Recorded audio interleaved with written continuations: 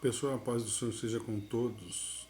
Quero compartilhar rapidamente com vocês. Estou aqui na cidade de Dois Córregos. Uma rápida reflexão sobre o patriarca José. Quando ainda na sua tenra idade, 17 anos, ele desfrutava com o pai, Jacó, de uma intimidade que sobressaía aos seus irmãos. Tanto é que o pai lhe mandou confeccionar, ou alguns textos dizem que o pai confeccionou uma túnica para ele de 7 cores, que geralmente eram usados pelos príncipes. José se destacou. A sua forma de se conduzir diante do pai, diante das pessoas onde ele convivia, chamava a atenção. Mesmo jovem, ele sobressaía na sua maturidade. E não era só as pessoas, os seres humanos que atentavam para José, mas o próprio Deus viu graça diante dele e começou a lhe dar sonhos que ele ainda não tinha discernimento desses sonhos. Apesar de ser um interpretador, porque desde a sua meninice Deus lhe dera o dom, mas quando se tratava dos seus sonhos, era como que algo longe, porque Deus ele estava o preparando para algo extraordinário, muito grande. E Deus precisava lapidar José, trabalhar nele para depois trabalhar através dele. Então, fazendo aqui um paralelo, aplicando o que está lá em Gênesis capítulo 37, a partir do versículo 1, que diz que quando Jacó habitou nas terras das peregrinações de seus pais, ou seja, seu avô Abraão, o seu pai Isaac, ele diz, se inicia o processo da história de José, quando ele, por inveja dos irmãos, é lançado em uma cova, mas o desejo era matá-lo, mas eles não mataram porque Deus tinha algo. Então Deus vai trabalhar no coração dos irmãos, não tirando o livre-arbítrio deles diante das atitudes, das coisas que eles faziam, porque eles tinham que ser responsáveis por elas, iriam prestar conta, porque tudo que o homem semeia, ele colhe, está em Gálatas 6 e 7. Mas o capítulo 21 de Provérbios diz que como ribeiros de água, assim é o coração do rei na mão do Senhor. A tudo quanto quer, Deus inclina. Deus não interfere no livre-arbítrio do homem. João 3,16 é o texto áureo do livre-arbítrio. Porque Jesus foi dado, segundo a palavra, Deus deu Jesus. Deus amou o mundo de tal maneira que Deus seu Filho unigênito para que todo aquele que crê nele não pereça, mas tenha a vida eterna. Crer e for batizado será salvo. Então, parte-se de um princípio de um desejo da pessoa de tomar uma decisão, de tomar um retorno, ou seja, se converter, dar meia volta, no grego metanoia. Mas Deus de alguma forma trabalhou e o coração de Rubens se inclinou para José e persuadiu a que não matasse José. Mas José é lançado na cova, ali ele fica e Deus, creio que Deus faz com que aquela caravana de midianitas mudasse o percurso, ele passasse e aqueles homens tiveram um impulso e venderam José por 20 moedas de prata. José vai para o Egito. A tristeza estava no coração de José, a angústia, a perplexidade. Os próprios irmãos de José, aqueles que cresceram com ele, o venderam como escravo. Como estava o coração desse jovem? 17 anos. Ainda estava na sua fase de formação para a sua maioridade. Chegando no Egito, ele vai para o mercado de escravos e ali, de forma vexachosa, própria, ele é colocado nu para ser examinado pelos compradores. Naquele dia, Potifar sentiu um enorme desejo de estar nessa feira de mercado de escravos, e quando ali ele chega, não sei por que motivo, creio que Deus trabalhando, que ninguém se interessou por José, ainda que formoso e de boa aparência, porque Deus estava preparando ele para um comprador, e esse comprador era Potifar. E Potifar compra José, José é levado para o palácio, para a casa, ou seja, de Potifar, e ali ele recebe algumas tarefas e ele começa a se sobressair dos demais que ali estão. Tarefas que lhe eram dadas e ele fazia com tanto afinco, com dedicação. Sempre ele superava as expectativas do seu senhor e os outros comentavam a Potifar. E cada dia que se passava, José foi adquirindo confiança e também ele foi crescendo nas suas responsabilidades, até que um dia ele passou a ser o administrador da casa de Potifar. Então percebam que Deus abre as portas, mas o procedimento dessas portas abertas não depende só de Deus, depende de mim. Porque o meu procedimento pode fechar as portas que Deus abre. Então eu tenho que ter sabedoria para lidar, para agir por tudo aquilo, ou com tudo aquilo que Deus tem me dado, que Deus tem nos dado.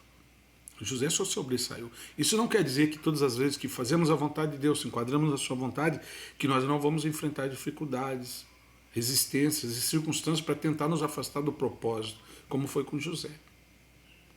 Ele sobressaiu de uma forma tão grande, os olhos da mulher de Potifar se viraram para José. E ela desejou ter relações. José resistiu por vários dias. José não consentiu porque ele disse à mulher de Potifar: o meu senhor Potifar, ele me entregou tudo nas mãos. O cofre, os armazéns, tudo estava, mas de uma coisa ele me pediu renúncia, de que eu não tivesse nenhum contato íntimo com a sua mulher, que é você, que tentava seduzi-lo. José resistiu. Aquela mulher, percebendo que não conseguiria o intento de ter relações sexuais com José, ela criou toda uma circunstância, mandou naquele dia todos os funcionários para casa ou para algum lugar para que ela pudesse ter um momento sós com José, e talvez ela pensasse que ele não resistiria, possivelmente ser uma mulher de uma aparência formidável, mas José resistiu, não cedeu, porque os sonhos e o Deus que estava na vida dele era maior do que um desejo carnal, momentâneo e passageiro. Ele preferiu perder o gozo de poucos minutos de prazer para viver um tempo de maior desfrute e presença de Deus na vida dele. Deus tinha muito mais do que a mulher de Potifar para José, assim como ele tem para mim e para a tua vida. Então não devemos se perder com poucas coisas, porque o que Deus tem é sempre maior, é sempre melhor. Como está em Efésios 3:20, que Deus é poderoso para nos dar muito mais abundantemente, além daquilo que nós pedimos ou pensamos, segundo o poder em que nós ele opera. Em 2 Coríntios também, a Bíblia diz, 2:9, ou 9:2, salvo engano, que diz que aquilo que o ouvido não ouviu, os olhos não viram, não subiu ao coração do homem, são as coisas que Deus tem preparado. E tudo o que nós passamos contribui para o nosso bem, ainda que negativos, como está em Romanos 8:28. Tudo contribui para o bem daqueles que amam a Deus e são chamados pelo seu decreto. Talvez você não entenda hoje, mas lá na frente, como disse a Pedro, tu entenderás. Fique no propósito, fique na posição que Deus te chamou. Não te desvie nem para a direita e nem para a esquerda. Para resumir, para que o vídeo não fique muito longo, José fugiu. Quando ele volta, aliás, quando Potifar volta, ela conta a história. Potifar ele não acreditou muito prontamente, talvez conhecia a mulher que tinha. Então José não foi para o processo da pena de morte, mas foi lançado numa prisão. E na prisão, quando ele chega, ele começa a se destacar pelas as responsabilidades que ali lhe eram dadas, das suas obrigações como preso. Ele vai sobressair porque ele fazia de melhor, e as atitudes, o comportamento, a fala, a forma que ele saía e entrava, mostravam que o que eles falavam não era nada daquilo que dizia José através das suas atitudes. E ele ganha a confiança do carcereiro mor e passa a ser o chefe dos presos. E ali, 2 empregados do faraó são lançados na prisão, com o copeiro mor e o padeiro mor. Um dia eles estão tristes, José conversa com eles, dizem que estão tristes porque tiveram um sonho.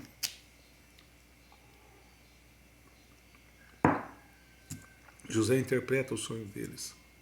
E já vão-se 2 anos que José está. José conta a interpretação dos sonhos. O copeiro mor voltaria a servir novamente o rei faraó, porque no seu sonho ele via uma vide muito formosa e ele dava um copo de vinho ao rei, e o outro O padeiro Mor teve um sonho em que ele carregava um cesto com várias qualidades de pães e os corvos desciam tentando comer. E uma interpretação de José que dentro de 3 dias o copeiro Mor volta para o serviço e você será morto. E da forma que José falou, aconteceu. José falou, quando vocês estiverem, lembre de mim. E passou-se 2 anos, Faraó agora tem um sonho e aquele sonho o perturba. Então ele busca no reino alguém que pudesse interpretar os astrólogos, os feiticeiros, os magos, os interpretadores, mas ninguém pôde interpretar porque Deus estava preparando um tempo, um momento, uma hora, uma pessoa e uma situação.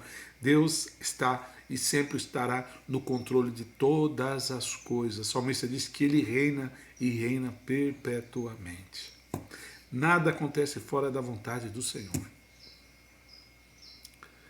E quando aquele homem diz, eu agora me lembro de um homem, quando estive preso, quando eu desagradei o rei, este homem interpreta o sonho. É dos hebreus, Faraó manda chamar, José é barbeado, é preparado para a estadia de Faraó, e ele conta o sonho era o seguinte, Faraó disse que estava à margem do Nilo, ele viu que quando 7 vacas gordas saíam, depois 7 vacas magras devoravam as vacas gordas, depois ele tinha o mesmo sonho, mas de forma diferente, onde 7 espigas surgiam do Nilo, gordas, robustas, e agora 7 espigas magras, raquíticas, comiam e devoravam aquelas espigas gordas, robustas.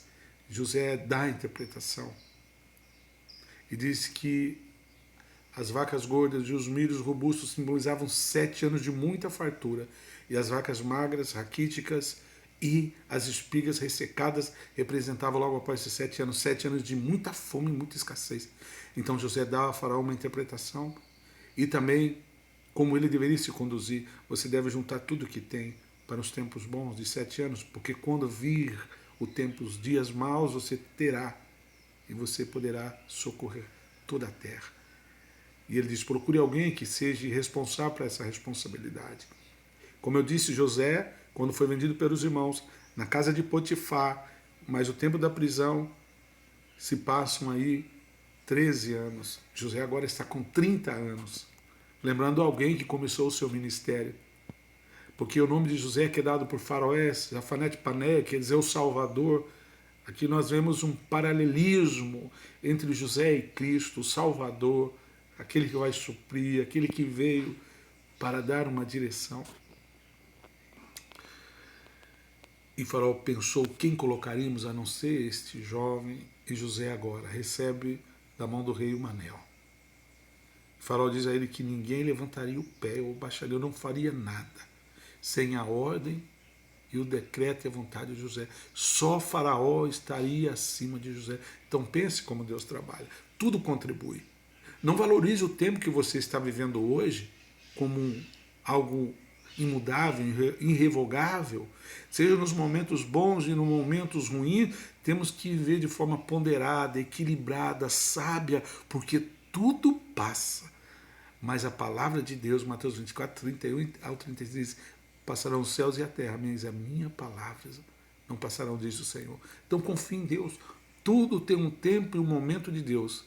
E esse tempo de agora é tempo de Deus, para algo maior e melhor do que Deus tem para você, te preparando para um tempo muito melhor, para você viver o melhor de Deus na sua vida, para que você possa ajudar outras pessoas, para que você possa ser canal, para que o que você tem vivido hoje seja de forma experienciada e subjetiva, ajudar a outros que vão te encontrar e você os encontrarão, dando-lhes palavra de conforto, de incentivo, e dizendo e mostrando a eles que o mesmo Deus que agiu e mudou a sua história é o mesmo Deus que agirá e mudará a história deles também.